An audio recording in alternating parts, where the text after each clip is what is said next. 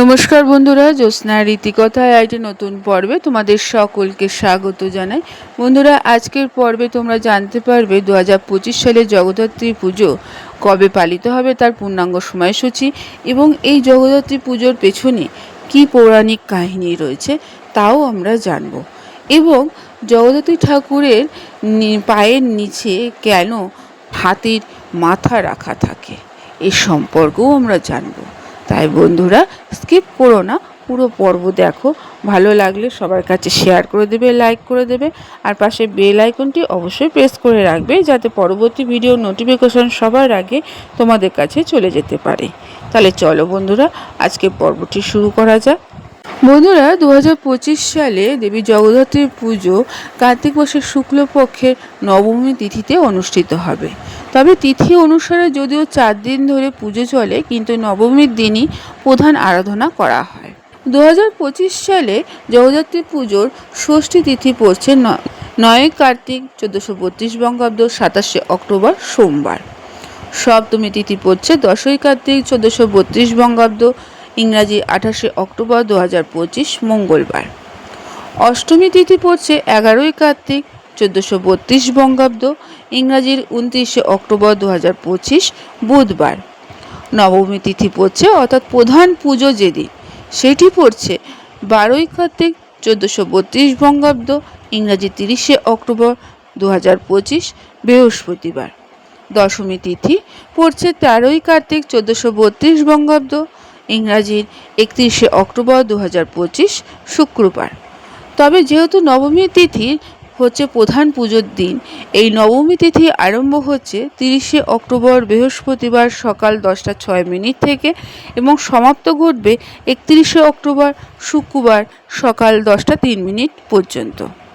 জগদ্ধাত্রী পুজোর পিছনে কিছু পৌরাণিক কাহিনী আছে।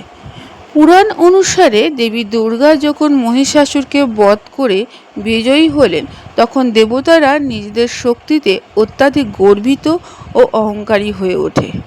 তারা ভাবতে শুরু করে যে মহিষাসুর বধের কৃতিত্ব আসলে তাদেরই সম্মিলিত শক্তির, দেবী দুর্গার নয়। দেবতাদের এই মিথ্যা অহংকারকে দূর করার জন্য দেবী দুর্গা এক তেজপুঞ্জ রূপে তাদের সামনে আবির্ভূত হন।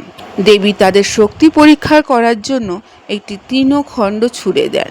দেবতাদের কাছে জানতে চান যে তাদের সম্মিলিত শক্তি দিয়ে এই সামান্য তৃণখণ্ডকে সরাতে পারে কি না, কিন্তু অগ্নিদেব তার দহন ক্ষমতা দিয়ে তৃণকে পোড়াতে পারলেন না। বায়ুদেব তার ক্ষমতা দিয়ে তাকে উড়িয়ে দিতে পারলেন না। দেবরাজ ইন্দ্র তার বজ্র দিয়ে তাকে ধ্বংস করতে ব্যর্থ হলেন। তবে দেবতারা নিজেদের ভুল বুঝতে পেরে লজ্জায় মাথা নত করে। সেই মুহূর্তে দেবী জগদ্ধাত্রী রূপে আবির্ভূত হন এবং দেবতাদের বুঝিয়ে দেন যে এই জগতে সমস্ত শক্তির উৎসই হচ্ছে মাতৃরূপ, অর্থাৎ দেবী দুর্গা বা জগদ্ধাত্রী। তবে বন্ধুরা, এই কাহিনী ছাড়াও আরও একটি কাহিনী রয়েছে। যেমন ধরো, করিন্দাসুর নামে এক অসুর ছিলেন, যে হাতির রূপ ধারণ করেছিল ঐরাবতের অভিশাপে। তাকে বধ করার জন্য দেবী জগদ্ধাত্রীর আবির্ভাব হয়। দেবী সিংহের উপর বসে সেই হস্তিরূপে অসুরকে সংহার করেন। এই কারণে দেবী জগদ্ধাত্রীর মূর্তিতে সিংহের নিচে হাতির মুণ্ড দেখা যায়।